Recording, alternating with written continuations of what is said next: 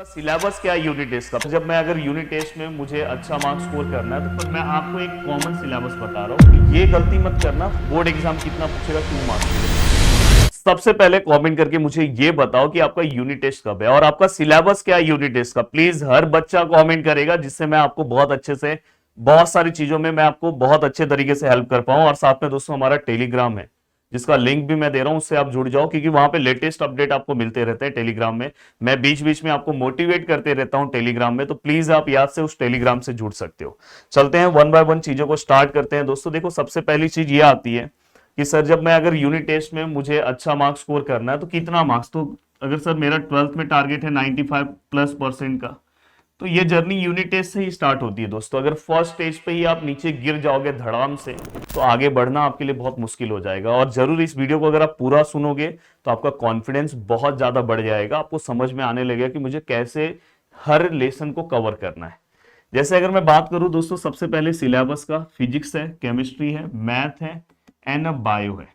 अब देखो दोस्तों, वैसे तो आप नीचे कमेंट करने वाले ही हो कि आपके कॉलेज का सिलेबस क्या है यूनिट टेस्ट का, पर मैं आपको एक कॉमन सिलेबस बता रहा हूं क्योंकि मेरा ऑफलाइन बैच मेरा खुद का है, तो मुझे ऑलरेडी पता है कि क्या सिलेबस हो सकता है। अब देखो मैक्सिमम स्कूल का जो मैं सिलेबस देखता हूं, अगर मैं बात करूं केमिस्ट्री का, फिजिक्स का, जैसे मैं अगर मैथ की बात करूं तो मैथ में ना वो लोग मैथ 1 में 2 लेसन देते हैं, फर्स्ट एंड सेकेंड, और मैथ 2 के अंदर 1 लेसन देते हैं। ऐसा यूनिट टेस्ट का एक प्रॉपर ऐसा सिलेबस होना चाहिए। पर मैं देखता हूँ कि मेरे पास और भी स्कूल के स्टूडेंट होते हैं, स्कूल मतलब कॉलेज, नहीं तो आप बोलोगे सर स्कूल बोल रहे हैं, कॉलेज के स्टूडेंट होते हैं। उसमें मैंने देखा है कि बहुत बार स्टूडेंट का ये लास्ट वाले लेसन आते हैं, तो लास्ट के लेसन आया तो हो सकता है कि 2 लेसन आ जाए क्योंकि लास्ट के लेसन छोटे हैं। कभी कभी मैंने देखा कि 1-2 कॉलेज मेरे पास है जिनके बस मैथ 1 के ही 3 लेसन एक साथ आ जाते हैं, मैथ 2 का आता ही नहीं है। तो वो डिपेंड करता है कि आपके कॉलेज में कैसा सिलेबस वो रख रहे हैं। सेम ऐसे ही केमिस्ट्री में भी 3 लेसन के आसपास चीजें आनी चाहिए, 3 से लेके 4 लेसन के आसपास। यहाँ पे भी 3 से लेके 4 लेसन, जिसमें से फिजिक्स 1 के 2 लेसन, फिजिक्स 2 का 1 लेसन, इसलिए मैं 3 लिख रहा हूँ, 1 आना चाहिए अगर उन्होंने 8 लेसन रखा। और यहाँ पे अगर मैं बायो में बात करूँ तो 2 से लेके मतलब फिजिक्स बायो 1 के 2 लेसन और बायो 2 के 2 लेसन के आसपास आता है, तो मतलब यहाँ भी 3 to 4 लेसन रहता है क्योंकि यहाँ बायो 1 बड़ा होता है। अब ये पूरा का पूरा सिलेबस है। बच्चे सबसे बड़ी गलती क्या करते हैं पता है यूनिट टेस्ट में? हर बच्चा क्या करता है पता है? अगर वो क्लासेस जाता है और हो सकता है कि उसको कहीं पे नोट्स मिल जाए, वो क्या करता है पता है? बस डेरिवेशन फटाफट फटाफट प्रैक्टिस कर लेगा, ब्रीफ क्वेश्चन फटाफट प्रैक्टिस कर लेगा। देखो एक सबसे बड़ा मिस्टेक ये है कि बच्चे क्या करते हैं पता है? डेरिवेशन प्रैक्टिस कर लेंगे, ब्रीफ क्वेश्चंस प्रैक्टिस कर लेंगे दोस्तों फटाफट। उनको अगर मैं कोई भी क्वेश्चन दूं, जैसे अगर समझो मैं केमिस्ट्री का अगर मैं क्वेश्चन पूछूं पैकिंग एफिशिएंसी, उनको तुरंत आएगा निकालने, तुरंत, मतलब इतना हैवी वो पढ़ लेते हैं। बट उनको हमारा ये नहीं पता कि यूनिट टेस्ट में क्वेश्चन कैसे आने वाले, वो डायरेक्ट इतना सब कुछ पढ़ के जाते हैं। और यूनिट टेस्ट में सोचो जो बच्चा पूरा सिलेबस पढ़ा रहता है फिर भी उसको मार्क्स नहीं मिलते। रीजन क्या पता है? यूनिट टेस्ट का भी सिलेबस का पैटर्न वैसे अगर आप कमेंट करोगे तो मैं बना दूंगा। एमसीक्यू आएगा, वेरी शॉर्ट आंसर आएगा, देन 2 मार्क्स के क्वेश्चन आएंगे, 3 मार्क्स के क्वेश्चन आएंगे एंड 4 मार्क्स के क्वेश्चन। मतलब ओवरऑल पूरा का पूरा पैटर्न जैसे बोर्ड आता है वैसे ही आपका बोर्ड ने बोला है कि इसी तरह से आपको यूनिट टेस्ट लेना है। इवन अगर मैं बात करूं जैसे यहाँ पे 1 मार्क्स के क्वेश्चन पूछे जाएंगे, यहाँ भी 1 मार्क्स से, पर अगर मैथ का एमसीक्यू है तो मैथ का एमसीक्यू आपको पता है 2 मार्क्स के क्वेश्चन आते हैं। बाकी यहाँ पे सब, इवन मैथ में भी वेरी शॉर्ट आंसर भी आपको 1 मार्क्स का पूछा जाएगा। तो जब आप प्रिपरेशन कवर कर रहे हो तो प्रिपरेशन कवर करते टाइम ये गलती मत करना। सबसे पहले आप अपना पैटर्न देख लो कि हाँ भाई मुझे एमसीक्यू भी पूछा जाएगा, तो मैं जब पढ़ रहा हूं तो मुझे एमसीक्यू भी प्रिपेयर करना है। बहुत सारे बच्चे एमसीक्यू स्टार्टिंग में प्रिपेयर करते हैं, बिल्कुल गलत कर रहे हो। जैसे अगर समझो मैं लेसन प्रिपेयर कर रहा हूं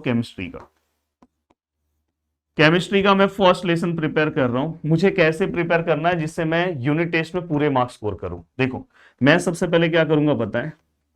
सबसे पहले मैं लेसन प्रिपेयर करने के पहले ये करूंगा, चेक करूंगा कि इस लेसन से कितने पीवाईक्यूज पूछे जाते हैं फर्स्ट लेसन से। हाँ, सॉलिड सेट से मैं एक एग्जांपल के तौर पे बता रहा हूं। तो आप जब देखोगे तो आपको लगेगा हाँ distinguish between crystalline and amorphous solid. आपके बुक में आप चेक करोगे तो 6-6, 7-7 पॉइंट है। बोर्ड एग्जाम कितना पूछेगा? 2 मार्क्स के लिए बस 2-2 पॉइंट चाहिए। तो क्रिस्टलाइन एंड एमोर्फस सॉलिड अगर आपको याद है तो कमेंट कर दो, दो दो पॉइंट लिख दो ना भाई, दो दो पॉइंट लिख दो। फिर आप अगर देखने जाओगे तो आपको दिखाई देगा यस पैकिंग इफिशिएंसी ये लोग पूछ रहे हैं, कभी बीसीसी का पूछ रहे हैं, कभी एफसीसी का पूछ रहे हैं। आप में से बहुत सारे लोग बोल रहे होंगे सर आप तो मैथ के टीचर हो, केमिस्ट्री के बारे में क्यों बोल रहे हो? भाई मैं आपको सबसे पहले बता दूं कि अगर आप मुझे देख रहे हो तो आपको सबसे पहले ये पता होना चाहिए कि इस टीचर को क्यों फॉलो करना चाहिए। तो आप प्लीज मेरे बारे में अच्छे से सर्च कर लोगे। अगर आप में से भी अगर कोई बच्चा अगर टॉपर रहता तो उसको लगभग सब सब्जेक्ट के नॉलेज अच्छे होते हैं, तो ही अगर एक सब्जेक्ट से वो टॉपर नहीं बनता है। तो ये चीज आपको पता होना चाहिए। इसलिए आपको मेरे स्ट्रेटेजी प्लानिंग को आपको दिल से फॉलो करना चाहिए।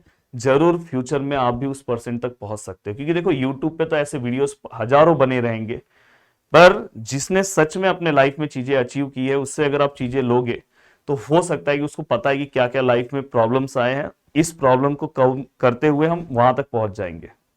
अब देखो दोस्तों यहाँ पे तो सबसे बड़ा प्रॉब्लम यह है कि पीवाईक्यू सबसे पहले आप देख लो। कभी भी कोई भी लेसन आप प्रिपेयर कर रहे हो पहले पीवाईक्यू सर कहां से देखे। देखो अब आप क्या उतना टाइम नहीं, आप जाओगे गूगल पे सर्च करोगे सब ईयर के पीवाईक्यूज निकालोगे, इतना टाइम नहीं रहता 12th में। तो अब आप कोई भी पब्लिकेशन की बुक को उठा लोगे, पता चला उसमें आपको आधा अधूरा पीवाईक्यूज मिला, तो मेरे हिसाब से ऐसा लगता है कि देखो ये कोई पेड प्रमोशन नहीं है, आप अपने अकॉर्डिंग लेना है नहीं लेना है वो डिपेंड करता है आपके ऊपर। बट मैंने जो ऑब्जर्व किया है जो उत्तम का जो बुक है उसके लास्ट पेज पे अगर आप देखो, उत्तम के स्टार्टिंग में उत्तम का बुक लेने पे भी उसका प्रॉपर यूज करने बच्चों को नहीं आता, वो सैंपल पेपर पढ़ते हैं। अरे भाई सैंपल पेपर नहीं पढ़ना है, आपको लास्ट में आना है। लास्ट में आने के बाद आपको देखो हर लेसन के पीवाईक्यूज लिखे रहते हैं। सॉलिड स्टेट में टोटल ऐसे 20 क्वेश्चन दिए रहेंगे, यही अभी तक एग्जाम में आए हैं। अब वो 20 के 20 तैयार कर लो ना, 20 के 20, और उसमें से ना 20 में से ना 10 क्वेश्चन तो बार बार रिपीट हुए रहेंगे, वही बार बार वही क्वेश्चन रिपीट हुआ रहेगा। Packing efficiency crystalline and amorphous का डिस्टिंग्विश बिटवीन कम से कम 3-4 लिखा होगा, 4-5 बार एग्जाम में आया है। तो आप उस तरह से प्रिपरेशन कवर करो। एक बार आप पीवाईक्यूज देख लोगे तो अब आप क्या करो पता है, जो आपके पास नोट्स है उस नोट्स में से सबसे पहले आप पीवाईक्यूज डन करो। अराउंड 2 से 3 घंटे में आपका पूरा का पूरा पीवाईक्यूज डन हो जाएगा दोस्तों। फिर उसके बाद आप क्या करो, उस लेसन में कितने एमसीक्यू पिछले 5 साल में पूछे गए हैं, 5 इयर्स में एमसीक्यू, हाँ सभी सॉल्व कर डालो। फिर एमसीक्यू उस लेसन से जो भी दिखाई देगा ना आप सॉल्व कर लोगे।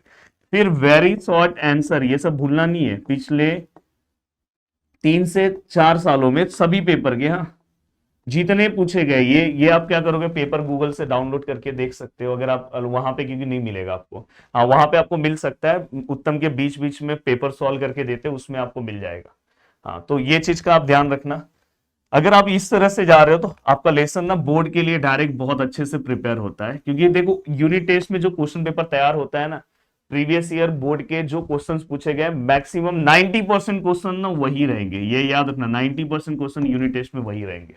ये चीज का हमेशा ध्यान रखना। ऐसे ही आप केमिस्ट्री का दूसरा लेसन, ऐसे ही आप फिजिक्स के लेसन देखो। फिजिक्स में एक सबसे बड़ा प्रॉब्लम क्या होता है पता है, फिजिक्स के अंदर सबसे बड़ा प्रॉब्लम होता है कि आप सभी लोग डेरिवेशन सब पढ़ लेते हो, बैंकिंग ऑफ रोड क्या है ये वो सब पढ़ लोगे, पर आपको ये नहीं पता कि क्वेश्चन कैसे आता है। तो आपको ना टेक्सुअल क्वेश्चन फिजिक्स के थोड़ा सा पढ़ना है।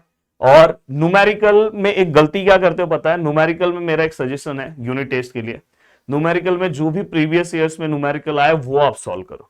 बहुत सारे लोग ना टेक्स्ट बुक के पीछे के न्यूमेरिकल सॉल्व करते हैं, टेक्स्ट बुक के पीछे ना 1-2 न्यूमेरिकल ऐसे हैं जिसकी जरूरत भी नहीं है। सॉल्व एग्जाम्पल से न्यूमेरिकल पूछे जाते हैं, सॉल्व एग्जाम्पल एंड पीवाईक्यूज अगर आप सॉल्व कर लेते हो फिर उसके बाद टाइम बचता है तो आप टेक्स्ट बुक के पीछे के न्यूमेरिकल सॉल्व करो। देखो आपको आउट ऑफ मार्क्स हर एक सब्जेक्ट में मिलेगा। सर ठीक है सर आपने फिजिक्स बताया, सर बायो में क्या होगा? बायो में देखो दोस्तों मैं आपको एक ही सजेशन देता हूं, टेक्सुअल क्वेश्चन पूरा का पूरा कंप्लीट कर लो और डायग्राम, और सेम यही फंडा आपको फॉलो करना है कि प्रीवियस ईयर्स में जितने क्वेश्चंस आए हैं, हाँ उसके बाद अगर सिलेबस का कुछ पार्ट बाकी है तो उसको क्या कर लो पता है, उसको बस 1-2 पॉइंट में पढ़ लो। अगर जिनका टारगेट आउट ऑफ है, मतलब 100 आउट ऑफ 100% स्कोर करना है, तो आराम से अपने यूनिट टेस्ट में अच्छे मार्क्स ला सकते हैं। अगर आपका इंग्लिश का प्रॉब्लम है, हाँ और ये सब चीजों के लिए सबसे अच्छा एक और सॉल्यूशन है हमारा रैंकर बैच, जहां पे जो क्वेश्चंस मैं सॉल्व करा रहा हूं बस वही सॉल्व करके आप एग्जाम में चले जाओ। जैसे अगर जो मैथ का प्रिपरेशन कर रहा है तो अगर उसका lesson number first and second आ रहा है मैथ 1 का, मैंने कंप्लीट करा दिया, जितना मैंने क्वेश्चन कराया उसके बाहर आपको क्वेश्चन नहीं दिखाई देंगे। देन इसके बाद अगर मैं बात करूं मैथ 2 का, तो मैथ 2 का अपना ऑलरेडी डेरिवेटिव पे आज 6वां लेक्चर है, जिस दिन मैं ये वीडियो बना रहा हूँ 6वां लेक्चर है, 5 लेक्चर्स हो गए। अब आज 6वां लेक्चर है, तो आने वाले डेरिवेटिव मतलब 10-15 लेक्चर्स के अंदर खत्म हो जाता है, मतलब नेक्स्ट वीक तक हम डेरिवेटिव कंप्लीट कर देंगे। पर रिकॉर्डेड लेक्चर्स भी पिछले साल का मैं दे रहा हूं, अगर जिसका यूनिट टेस्ट 1-2 दिन में वो फटाफट उससे कवर कर सकता है। एक और चीज, थियरम पूछा जाएगा दोस्तों मैथ के अंदर। थियरम के वीडियो यूट्यूब चैनल, इसी यूट्यूब चैनल पे ऑलरेडी है। आप 12th थियरम प्रदीप गिरी या गिरी ट्यूटोरियल सर्च करोगे, डायरेक्ट आपको मिल जाएगा। पूरा का पूरा थियरम एक ही साथ बता दिया हूं बोर्ड एग्जाम का। तो आपको थियरम अच्छे से कवर करना है, ये चीज का ध्यान रखना। एक थियरम आपको, अगर आपको डेरिवेटिव लेसन यूनिट टेस्ट में आ रहा है तो 4 मार्क्स के लिए थियरम रहेगा। तो आप इस तरह से बहुत अच्छे से अपनी प्लानिंग कर सकते हो। अब देखो दोस्तों यहाँ पे, अब आपको क्या करना चाहिए पता है, एक दिन में 2-2 सब्जेक्ट डन करना चाहिए, मतलब कम से कम ना 3-3 घंटे का स्टडी करना चाहिए, मतलब 6 घंटा तो मिनिमम स्टडी चाहिए। तो एक दिन में आप 2-2 लेसन आप कवर कर सकते हो। अब आप बोलोगे सर मुझे ना केमिस्ट्री याद नहीं होता। भाई मैंने केमिस्ट्री से रिलेटेड ना स्टार्टिंग, कितने लोगों ने वीडियोस देखा है, स्टार्टिंग के 5 लेसन के 1 शॉट वीडियोस बना दिए, और उस वीडियोस को अगर आप कवर कर दोगे ना, ज्यादा नहीं 20-20 मिनट में, फिर जाके आप अपने पीवाईक्यू सॉल्व करो, आपके सब पीवाईक्यू सॉल्व हो जाएंगे। मेरे पास टाइम नहीं है, नहीं तो मैं पूरे सब्जेक्ट आपके पीसीएमबी, मैंने बायो का फर्स्ट लेसन का बनाया वीडियो, उस वीडियो को अगर आप देख लो उसके बाद आप पीवाईक्यू सॉल्व करो, हर पीवाईक्यूज आप सॉल्व कर लोगे। बताओ कितने लोगों ने देखा है। तो मैं बोल रहा हूं कि बायो का प्लीज, बायो में तकलीफ है तो उस वीडियो को देखो, बायो का फर्स्ट लेसन नाम लिखो प्रदीप गिरी, 1 शॉट लिखो, मिल जाएगा। केमिस्ट्री का नहीं वीडियो मिल रहा है आपको तो नीचे कमेंट करो, मैं आपको लिंक देता हूं। प्लेलिस्ट में जाओगे तो आपको दिखाई देगा। केमिस्ट्री का तो 5 लेसन बना दिया था पिछले बार, लोगों बच्चे बोल रहे थे मेरे से केमिस्ट्री नहीं हो रहा है, याद नहीं हो रहा है, मैंने 5 लेसन एक ही बार बना दिया, उसमें डेरिवेशन सब कुछ ट्रिक वाइज बताया। मैथ का तो भाई मैं खुद ही पढ़ा रहा हूं, तो मैथ का क्या टेंशन, प्रदीप सर फिजिक्स के लिए है तो क्या दिक्कत है।